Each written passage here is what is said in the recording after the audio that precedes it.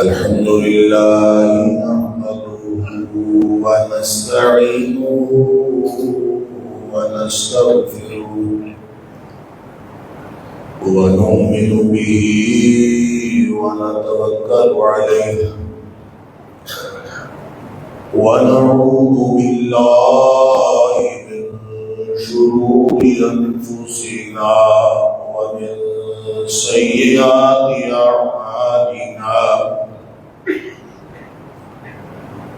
من يهده الله فلا مضل له ومن يضلل فلا هادي له وأشهد أن لا إله إلا الله وحده لا شريك له وأشهد أن محمدا عبده ورسوله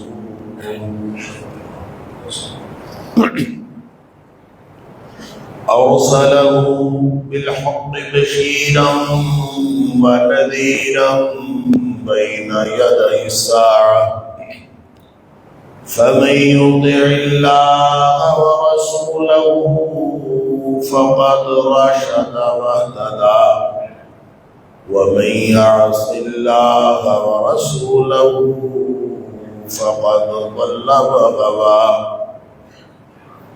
فإنه لا يضر إلا نفسه ولا يضر الله شيئا نسأل الله ربنا أن يجعلنا ممن يطيعه ويطيع رسوله ويتبع رضوانه ويجتنب سخطه فإنما نحن به وله أما بعد فإن خير الحديث كتاب الله وخير الهدي هدي محمد صلى الله عليه وآله وسلم وشر الأمور محدثاتها وكل محدثة بدعة وكل بدعة ضلالة وكل ضلالة في النار اللهم إنا نعوذ بك من النار فأعوذ بالله السميع العليم من الشيطان الرجيم من همزه ونفخه ونفثه بسم الله الرحمن الرحيم وأوفوا بعهد الله إذا عاهدتم ولا تنقضوا الأيمان بعد توكيدها وقد جعلتم الله عليكم كفيلا إن الله يعلم ما تفعلون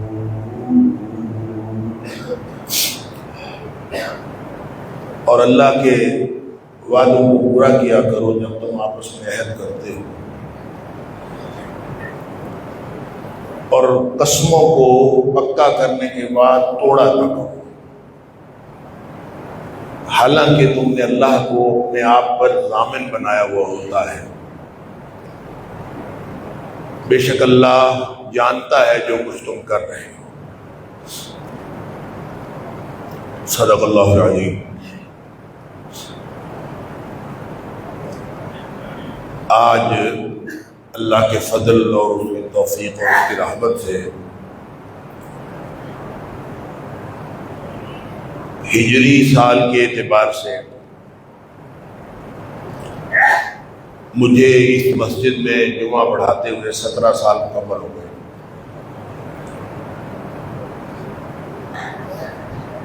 اور جب بھی سال مکمل ہوتا ہے ہم ایک بات یہاں پہ آپس میں شیئر کرتے ہیں، اس کو تجدید عہد کہا جا سکتا۔ اپنا جائزہ لیتے رہنا چاہیے، اپنے اعمال کا جائزہ بھی لیتے رہنا چاہیے، اپنے باطن کی کیفیات کا جائزہ بھی لیتے رہنا چاہیے۔ اس لیے کہ نبی اکرم صلی اللہ علیہ وسلم کا فرمان ہے کہ الایمان یخلق فی جوف احدکم کما یخلق الثوب، ایمان بھی تمہارے سینوں کے اندر ایمان اس طرح سے پرانا ہو جاتا ہے جس طرح کپڑا پرانا ہو جاتا ہے۔ تو جب کپڑا پرانا ہو جائے وہ بے کیف بھی ہو جاتا ہے، کمزور بھی ہو جاتا ہے، بعض بات اس قدر کمزور ہو جاتا ہے، اس کا رنگ، اس کی شکل، اس کی چمک وہ تو پھیکی پڑتی ہی سو پڑتی ہے، لیکن اس کی حالت یہ ہوتی ہے کہ آپ اس کو تھوڑا سا بھی اگر جھٹکا دے دیں یا ذرا سا اس کو دباؤ آ جائے وہ پھٹ جاتا ہے، اس کی گویا کوئی حیثیت نہیں رہتی۔ کپڑا جیسے پرانا ہو کے پنجابی میں کہتے ہیں بوڈا ہو جاتا، وہ اس قدر کمزور ہو جاتا ہے کہ آپ اس کو ذرا سا یوں کرتے ہیں پھٹ جاتا ہے، کہتے ہیں اب یہ پہننے کے قابل نہیں رہا۔ تو نبی اکرم صلی اللہ علیہ وسلم فرمایا الایمان یخلق فی جوف احدکم، تمہارے سینوں میں ایمان بھی پرانا ہو جاتا ہے کما یخلق الثوب، جس طرح کپڑا پرانا ہو جاتا ہے۔ تو پھر کیا کرنا چاہیے؟ اللہ سے دعا کرنی چاہیے۔ فرمایا فاسألوا اللہ، اللہ سے دعا کرتے رہا کرو ان یجدد الایمان فی قلوبکم، کہ اللہ تمہارے دلوں کے اندر ایمان کو تازہ رکھے، اس کی تجدید کرتا رہے۔ اللہ نے ہی تجدید کرنی ہے، دل اللہ کے ہاتھ میں ہے اور دلوں کی کیفیتوں کو بھی وہ جانتا ہے۔ البتہ ایمان کو مضبوط کرنے کے لیے یا ایمان کو تازہ کرنے کے لیے جو مختلف قسم کے طریقے نبی اکرم صلی اللہ علیہ وسلم نے بتائے ہیں، وہ پورے کا پورا جو اسلام کا ضابطہ ہے وہ ایمان کی تازگی کے لیے ہے، وہ ایمان کو مضبوط کرنے کے لیے ہے۔ آپ نماز پڑھنے سے پہلے اور نماز پڑھنے کے بعد اپنے دل کی کیفیتوں کا اندازہ کر لیں۔ اگر نماز پڑھنے سے پہلے اور نماز پڑھنے کے بعد آپ کے دل کی کیفیت ایک جیسی ہے تو سمجھ لیجئے نماز نے آپ کے اوپر کوئی اثر نہیں چھوڑا۔ اور اگر جمعہ پڑھنے سے پہلے اور جمعہ پڑھنے کے بعد آپ کی کیفیتیں دل کی ایک جیسی تو سمجھ لیجئے جمعہ پڑھنے کا فائدہ کوئی نہیں ہوا۔ نماز ہو، جمعہ پڑھنا پڑھانا ہو یا روزے رکھنے ہو۔ آپ رمضان کی پہلی تاریخ، میں نے پہلے بھی یہ بات آپ کے سامنے پچھلے جمعے عرض کی تھی کہ اگر شعبان کی آخری تاریخ کو اور شوال کی یکم تاریخ کو آپ کے دلوں کی کیفیت ایک جیسی ہے تو اس کا مطلب ہے رمضان نے آپ کے اوپر کوئی اثرات نہیں ڈالی۔ اللہ حاضل قیاس، یہ سارا کچھ تو انسان کو ایمان کے قریب کرنے کے لیے ہے، یہ ہر چیز تو ایمان کی تازگی کے لیے ہے۔ اور جو جمعہ دیکھیں یہ گیدرنگ اللہ کریم نے رکھی ہے، یہ کس لیے رکھی؟ آپ کو نئی بات سنتے ہیں، دین کوئی نیا اترا ہے، دین کوئی نیا نازل ہوا ہے، قرآن بھی وہی ہے، نبی پاک صلی اللہ علیہ وسلم کے فرامین بھی وہی ہے، وہی بار بار آپ نبی پاک صلی اللہ علیہ وسلم کتاب و سنت کی تعلیم دیتے تھے، لوگوں کو بتاتے تھے، مختصر سا خطبہ ہوتا تھا۔ ہمارے خطبوں کی طرح بہت لمبے لمبے خطبے نہیں ہوتے تھے، بعض اوقات نبی پاک صلی اللہ علیہ وسلم خطبے لمبے بھی دیے، لیکن بالعموم وہ جو خطبہ ہوتا تھا جس میں سارے اکٹھے ہوتے تھے اور سارے بیٹھتے تھے، اور بیٹھنے کا اس قدر اہتمام ہے کہ صحابہ کرام کہتے ہیں کہ نبی پاک صلی اللہ علیہ وسلم کے سامنے جمعے میں اس طرح بیٹھے ہوتے تھے کہ جیسے ہمارے سروں کے اوپر پرندے ہیں، ہم ذرا سا بھی ہلیں گے تو پرندے اڑ جائیں گے، یعنی اس قدر توجہ کے ساتھ۔ اور نبی کریم صلی اللہ علیہ وسلم نے فرمایا کہ جمعے میں اس قدر خاموش بیٹھنا چاہیے کہ جس نے دوسرے کو کہا نا کہ تم خاموش ہو جاؤ، اس نے بھی فضول بات کی، یعنی یہ بھی نہیں کہنا، بالکل متوجہ ہو کے جمعے کی طرف۔ کیوں؟ اس لیے کہ یہ 8ویں دن تجدید ایمان کا باعث ہے، یہ ایمان کی تازگی کا باعث ہوتے ہیں۔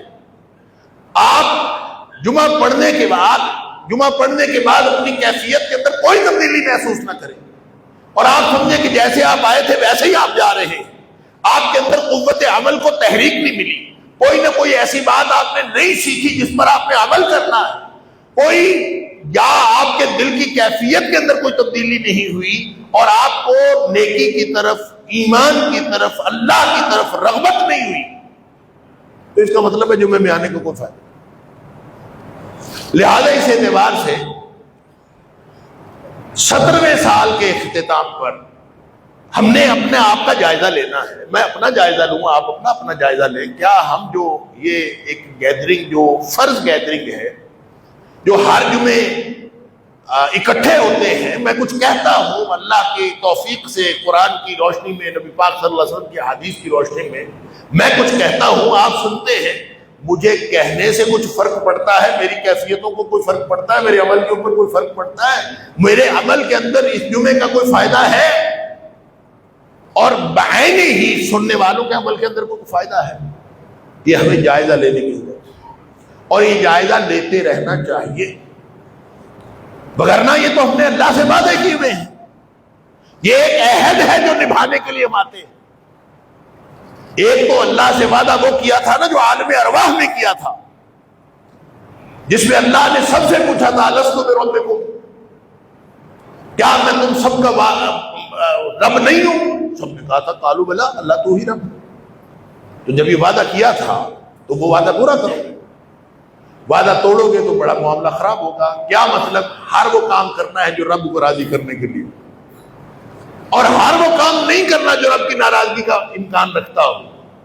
اگر یہ کام، اگر ہماری زندگی اس طرح گزر رہی ہے اس ڈسپلن میں، تو اس کا مطلب ہے ہم نے رب العالمین کو اپنا رب مانا، اور اگر ہم اس وعدے پہ چل رہے ہیں تو یہ ممکن نہیں کہ ہمارے جتنے بھی اعمال ہیں جو ہم اللہ کی رضا کے لیے کر رہے ہیں، یہ ہو نہیں سکتا کہ ہمارے قلوب و اذہان کے اوپر اپنا اثر نہ چھوڑیں۔ یہ کیسے ہو سکتا ہے کہ ہمارے دل و دماغ کے اندر کوئی تبدیلی پیدا نہ ہو؟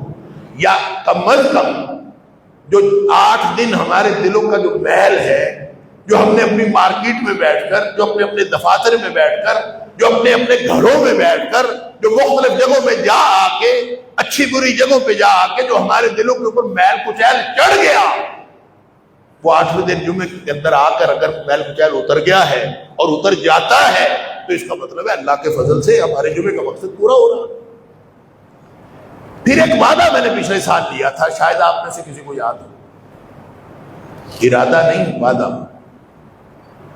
ایک ارادہ ہوتا ہے تبلیغی جماعت والا ارادہ، وہ کہتا ہے بھائی ارادہ کر لیں، آپ پورا کر سکیں یا نہ کر سکیں اس کو پورا کرنا ضروری نہیں ہوتا، وعدے کو پورا کرنا ضروری ہوتا۔ اللہ تعالیٰ فرماتا ہے ان العہد کان مسئولا، جو عہد ہے یہ پوچھا جائے گا قیامت والے دن، اور اس میں وہ سارے وعدے آ جاتے ہیں۔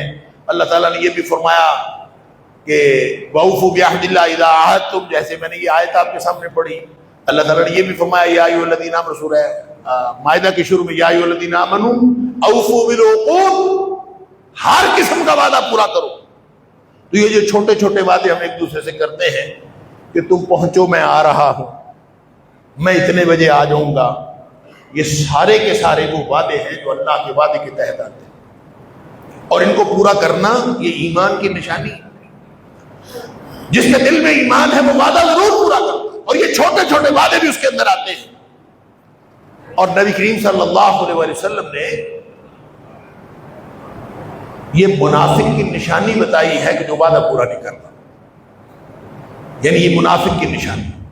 اور منافق کے بارے میں پہلے یہ بات بہت تفصیل سے عرض کر چکا ہوں، یہ ایک بحث ہے کہ ایک اعتقادی منافق ہوتا ہے اور ایک عملی منافق ہوتا ہے، اور عملی منافق کی نبی پاک صلی اللہ علیہ وسلم نے نشانیاں بتائی ہیں،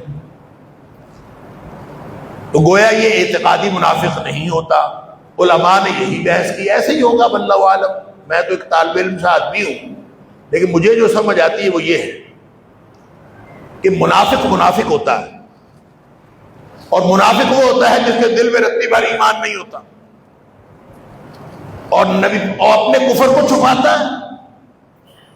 اب جس کے دل میں ایمان نہیں، اس کے دل میں کفر ہے اور وہ اپنے کفر کو چھپاتا ہے، اس کا دوسروں کو کیسے پتا چلے کہ یہ منافق ہے؟ دل کی بات تو اللہ کو معلوم.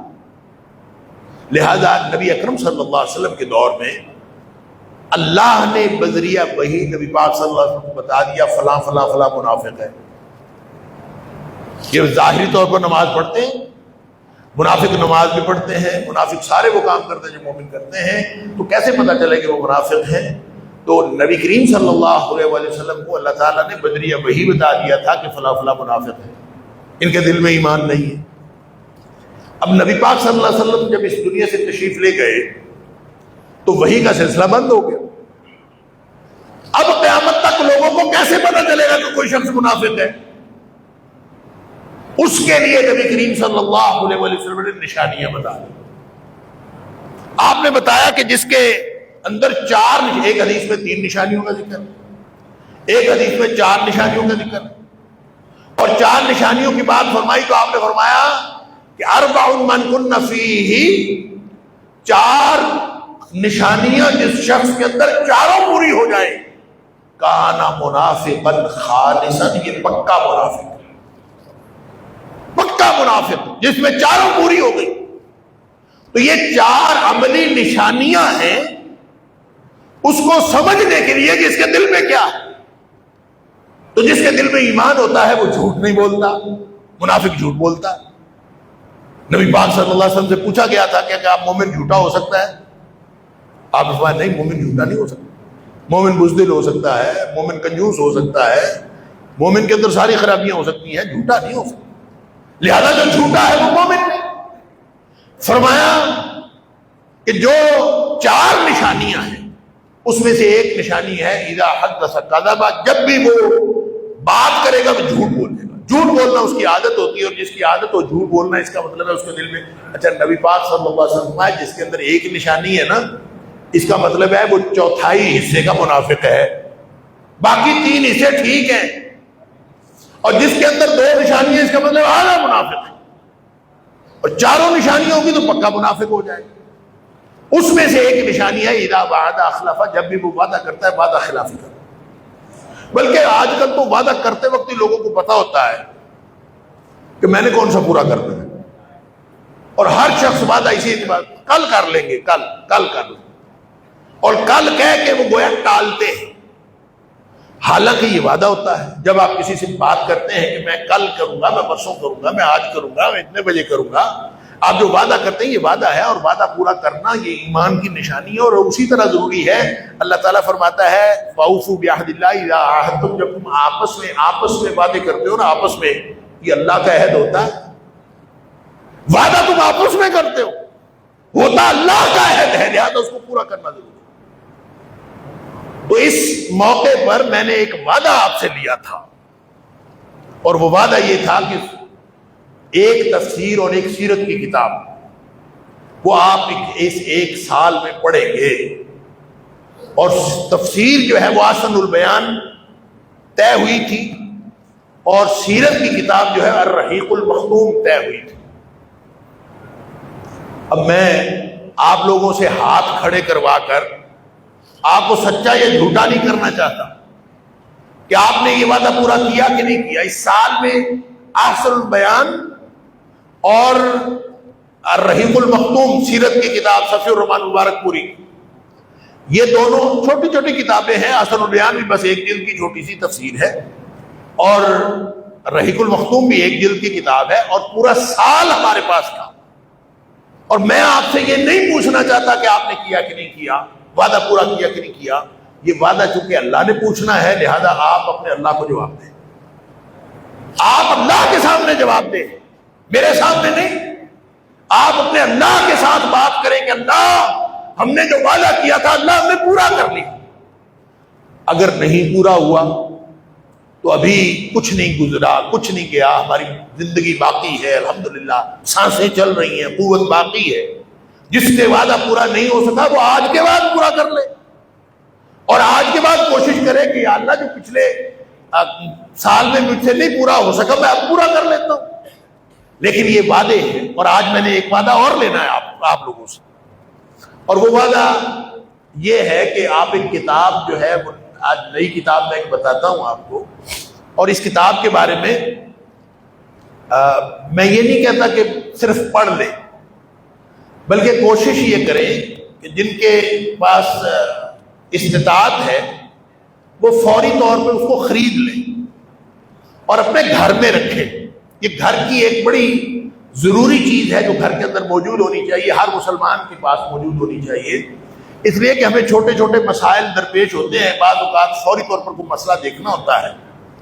تو آج کل تو خیر انٹرنیٹ آ گیا ہے اور لوگ انٹرنیٹ کے علامہ بنے ہوئے ہیں، اور وہ اے آئی سے پوچھ لیتے ہیں اور یا انٹرنیٹ سے ویسے سرچ کر لیتے ہیں، کوئی نہ کوئی چیز، ہزاروں پیجز کھل جاتے ہیں، کوئی نہ کوئی ان کو بتا دیتا ہے، لیکن جس نے بتایا ہے وہ کون ہے، اور جس نے بتایا وہ صحیح بتایا ہے کہ غلط بتایا ہے؟ جو اے آئی ہے نا، اے آئی، اس کو تو 50% تو ضروری جھوٹ بولتی ہے۔ وہ جھوٹ بولے نہ بولے، اس کے پاس علم ہی نہیں ہوتا، اس کے پاس جتنا علم ہوتا ہے وہ بتا دیتی ہے۔ آپ اس کو کوئی چیز پوچھتے ہیں، بعض اوقات وہ صحیح بتاتی ہے، بعض اوقات اس کو نہیں پتا ہوتا۔ میں نے مثلا ایک دن اے آئی سے پوچھا، کسی ایم این اے کا نام لکھا میں نے، اور میں نے بہت معروف پاکستان کی وہ شخصیت ہے، میں نے اس کا نام لکھا اے آئی کو، میں نے پوچھا اس کو جانتے ہو کون ہے؟ تو اس نے کہا مجھے بہت تیقن کے ساتھ، اس نے کہا کہ بہت بڑا طالب دین ہے اور دینی بڑی خدمات ہیں، اس نے بڑی کتابیں لکھی ہیں، بہت کچھ۔ وَإِنَّا لِلَّهِ وَإِنَّا إِلَيْهِ رَاجِعُونَ۔ میں نے اسے اے آئی کو کہا تم تو بکواس کر رہی ہو، اصل یہ بندہ تو دینی آدمی ہے ہی نہیں، یہ تو سیاست کا فیلڈ کا آدمی ہے، اس کا دین کے ساتھ کوئی تعلق ہی کوئی نہیں۔ او ہو میرے سے غلطی ہو گئی، باتیں کرتا ہے، آپ اس سے باتیں کریں، وہ باتیں کرتا ہے آپ کے ساتھ۔ تو میں نے اس کو کہا تم نے غلط کہا ہے، او سوری، میں نے پھر اس کو ہنٹ دیا، میں نے کہا وہ سیاستدان ہے۔ تو پھر سیاستدان، جی مجھے کوئی نہیں پتا چلا کہ کون ہے۔ کہنے کی بات یہ ہے کہ ضروری نہیں کہ اس کو ساری معلومات اس کے پاس ہوں، تو جس طرح آپ وہ معلومات چیک کیا کریں، اس سے پتہ چلتا ہے کہ اے آئی کو کتنا پتہ ہے اور کتنا نہیں پتا، وہ معلومات چیک کیا کریں جو آپ کو آتھینٹیکلی پتا ہو۔ جو آپ کے علم میں ہے وہ پوچھیں گے تو آپ کو پتا چل جائے گا کتنا سچ بول رہی ہے کتنا جھوٹ۔ تو جو علم میں نہیں ہے اس میں بھی وہی کچھ کر رہی ہوتی۔ اس لیے جو آتھینٹک علم رکھنے کے لیے کتاب ہے منہاج المسلم، یہ کتاب اصل میں عربی زبان کی کتاب ہے، اور اس کا دارالاسلام والوں نے ترجمہ کروایا، مولانا رفیق اسری صاحب نے اس کا ترجمہ کیا، اور وہ مترجم کتاب اس وقت دارالاسلام سے مل جاتی ہے، مارکیٹ میں اویلیبل ہے۔ اور وہ منہاج المسلم، اس میں صفائی، طہارت، نماز، معاشرت، داخلی، خارجی، سارے مسائل، چھوٹے چھوٹے مسائل بنا کے نا اس کو یعنی مختلف ابواب بنا کے اس میں وہ مسائل بھی بتائے ہوئے ہیں، اور ساتھ احادیث بھی بتائی ہوئی ہیں، احادیث کے حوالے بھی دیے ہوئے ہیں۔ اس لیے وہ بڑی اچھی کتاب ہے۔ کتاب یہ لکھی ہوئی ہے مولانا ایک تھے ابو بکر جابر الجزائری، ان کی بڑی اچھی کتابیں ہیں، باقی ان کی مومن کے عقائد بھی ان کی کتاب ہے، لیکن یہ جو منہاج المسلم ہے بڑی ہی شاندار کتاب ہے۔ تو آپ سب سے میں یہ درخواست کرتا ہوں، میں وعدہ اس لیے نہیں کہتا کہ کہیں ہم پکڑے نہ جائیں، اللہ اکبر کو فرض واجب تو نہیں ہے، تو بہرحال میں آپ سب سے درخواست کرتا ہوں کہ میں اگر اگلے سال تک میں زندہ رہا اور یہاں ہوا تو میں انشاءاللہ آپ سے اگلے سال اسی شوال کے جمعے میں آپ سے پوچھوں گا ضرور کہ آپ لوگوں نے یہ کتاب منہاج المسلم لی، اس سے استفادہ کیا کہ نہیں کیا۔ تو چونکہ میں آج آپ سے وعدہ نہیں لے رہا، میں صرف درخواست کر رہا ہوں، اس لیے اگلے سال انشاءاللہ ہاتھ کھڑے کر کے آپ لوگوں نے بتانا ہے کہ کس نے اس سے وعدہ کیا، کس نے نہیں کیا۔ پچھلے سال کیا تھا وعدہ، اور وہ جو قرآن کی تفسیر ہے آسم البیان، اور جو الرحیق المختوم، وہ جن لوگوں نے پڑھ لی ہوئی ہے اللہ تعالیٰ ان کو مبارک کرے، ان کا پڑھنا قبول فرمائے، اللہ تعالیٰ عمل کی توفیق دے، نبی پاک صلی اللہ علیہ وسلم کی سیرت سے آگاہی ہوئی ہوگی، قرآن کی تفسیر سے آگاہی ہوئی ہوگی، اللہ تعالیٰ عمل کی توفیق دے، اور جن لوگوں نے نہیں پڑھا وہ اب پڑھ لیں، اور اس کو یقیناً وہ وعدہ ہے اور اللہ نے قیامت والے دن پوچھنا ہے، اور ہمارے تجدید ایمان کے لیے بھی ضروری ہے۔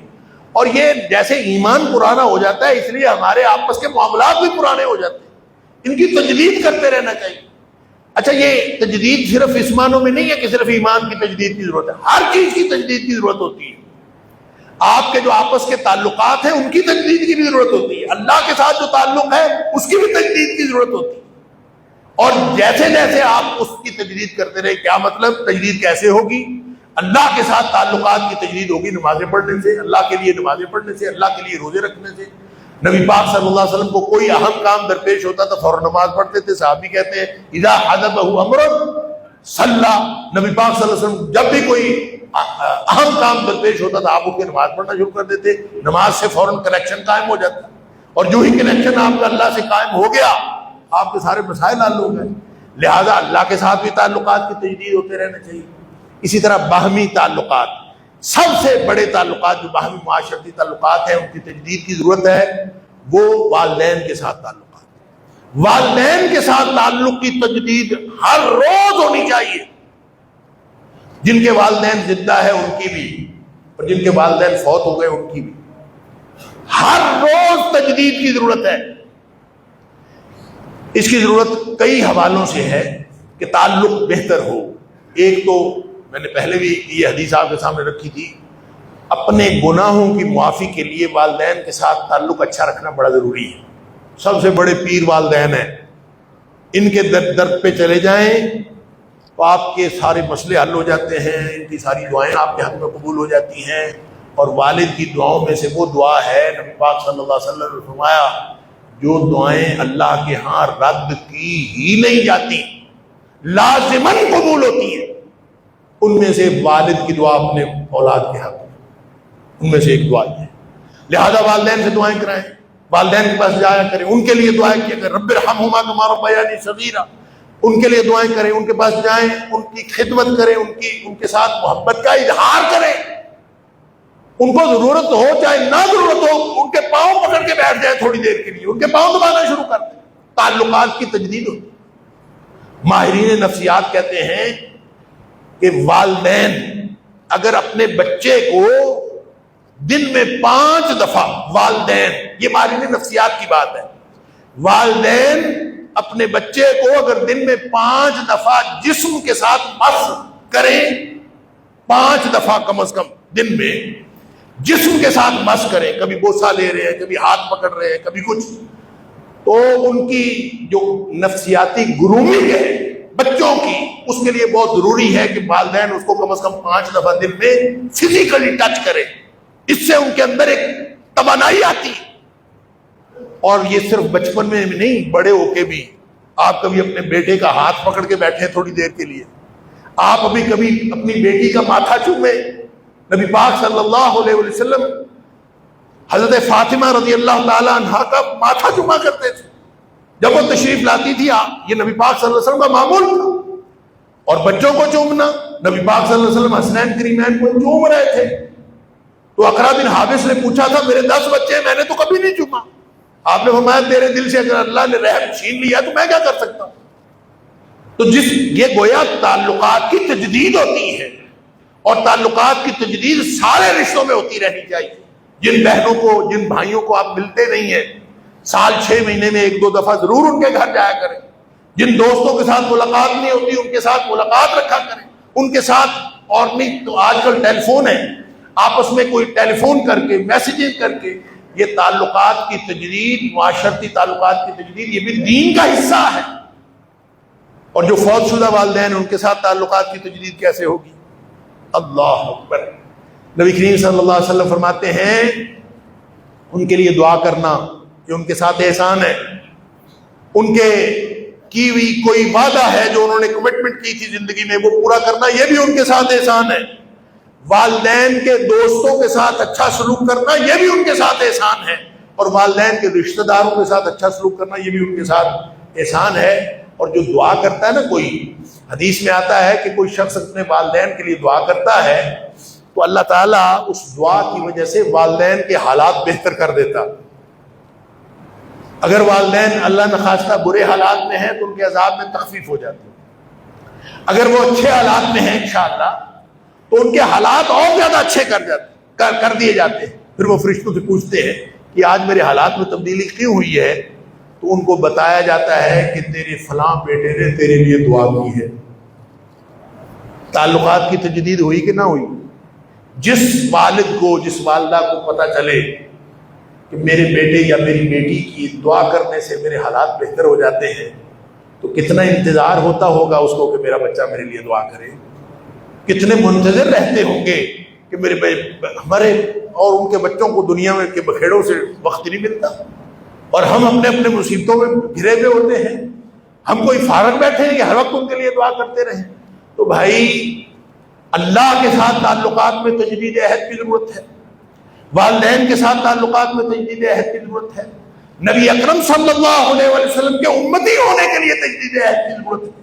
وہ جو سنتیں ہیں، نبی پاک صلی اللہ علیہ وسلم کی سنت کے ساتھ جتنا زیادہ پیار ہوگا، نبی کریم صلی اللہ علیہ وسلم کے ساتھ جتنا زیادہ درود کا تعلق ہوگا، آپ پر رحمت کی دعا کا تعلق ہوگا، جتنا زیادہ تعلق ہوگا، نبی پاک صلی اللہ علیہ وسلم جو بھی شخص میرے اوپر درود بھیجتا ہے، میرے لیے رحمت کی دعا کرتا ہے، وہ مجھ تک پہنچا دیا جاتا ہے. اور اگر آج کوئی شخص درود پڑھے، اور جمعے والے دن خاص طور پہ نبی پاک صلی اللہ علیہ وسلم نے فرمایا، جو نبی پاک صلی اللہ علیہ وسلم پر درود شریف پڑھنے کی بڑی خاص اہمیت ہے. سورہ کہف پڑھنے کے علاوہ یہ جو ہی جمعرات شام یعنی جمعے کی شب شروع ہوتی ہے اس وقت سے درود شریف شروع ہو جانا چاہیے. نصاب بنا لیں کہ ہر جمعرات جو شب جمعہ ہے اور جمعے کا دن ہے، میں مثلاً 1000 دفعہ درود شریف پڑھوں گا، مثلاً میں 500 دفعہ درود شریف پڑھوں گا. یعنی کہ جو نبی کریم صلی اللہ علیہ وسلم کو پہنچایا جاتا ہے کہ فلاں نے درود پڑھا ہے، تو یہ بتایا جاتا ہوگا نا کہ فلاں بن فلاں مبارک مسجد لاہور میں جو شخص نماز پڑھتا ہے وہ وہاں بیٹھ کے اس نے درود پڑھا ہے. نبی پاک صلی اللہ علیہ وسلم کو پہنچایا جاتا ہے تو ایڈریس کے ساتھ اور اس کی پہچان کے ساتھ پہنچایا جاتا ہوگا نا. تو جس کو نبی پاک صلی اللہ علیہ وسلم کے پاس درود پہنچتا ہے امتی کی حیثیت سے، پہچان کے ساتھ، تو انشاءاللہ امید ہے کہ نبی پاک صلی اللہ علیہ وسلم بھی اس کو یاد رکھیں گے اور امتی کا تعلق رہے گا. اور نبی کریم صلی اللہ علیہ وسلم نے فرمایا تھا نا، آپ نے فرمایا میرے بھائی آنے والے ہیں، میرے بھائی بعد میں آئیں گے. صحابہ نے کہا اللہ کے رسول صلی اللہ علیہ وسلم ہم آپ کے بھائی ہیں. فرمایا تم میرے بھائی ہو لیکن تم میرے ساتھی ہو، لیکن میرے اصل بھائی وہ ہیں جنہوں نے دیکھا مجھ کو کوئی نہیں پھر بھی میرے اوپر ایمان لائے اور میرے اوپر رحمت کی دعائیں کریں گے، وہ ہیں میرے بھائی. تو ہمیں وہ اعزاز حاصل ہے کہ ہم نبی پاک صلی اللہ علیہ وسلم کے بھائی بن سکتے ہیں، نبی پاک صلی اللہ علیہ وسلم کے امتی کی حیثیت سے ان کے ساتھ تعلقات کی تجدید کر سکتے ہیں. تو یہ ساری جو تعلقات کی تجدید کی باتیں ہیں میں نے صرف اس لیے کی کہ آج ہم تجدید عہد کرتے ہیں انشاءاللہ کہ جو غلطیاں میرے اندر ہیں میں انشاءاللہ ان غلطیوں کو کوشش کروں گا کہ اس کو اوورکم کروں. جو آپ کے اندر غلطیاں ہیں آپ وہ ٹھیک کریں. اللہ تعالیٰ میرا کہنا اور آپ کا سننا قبول فرمائے، اور جو لوگ بھی دین کے کام کر رہے ہیں اللہ تعالیٰ سب کو نیتوں کا اخلاص عطا فرمائے، اللہ تعالیٰ سب کی طرف سے قبول فرمائے. تو آج الحمدللہ ہم نے ایک احسن البیان اور رحیق المختوم کے بعد ہم نے آج طے کیا کہ انشاءاللہ جو منہاج المسلم ہے اس کا مطالعہ انشاءاللہ اگلے پورے سال میں جاری رکھیں گے، اور اگلے سال انشاءاللہ اگر زندگی رہی تو میں انشاءاللہ آپ سے مخاطب بھی ہوں گا، اس بارے میں پوچھوں گا بھی، اور پھر اس کے بعد انشاءاللہ اگلے سال کے لیے ہم کوئی نئی کتاب کا انتخاب کریں گے. اللہ تعالیٰ مجھے اور آپ کو، ہم سب کو سچا امتی بھی بنائے، ہم سب کو سچا مسلمان بھی بنائے، اخلاص والا، اسلام والا، ایمان والا مسلمان بنائے. ہماری دنیا بھی اچھی کرے، اللہ ہماری آخرت بھی اچھی کرے، اور اللہ تعالیٰ ہم سب کو جنت الفردوس کے اندر اکٹھا فرمائے. وآخر دعوانا الحمدللہ.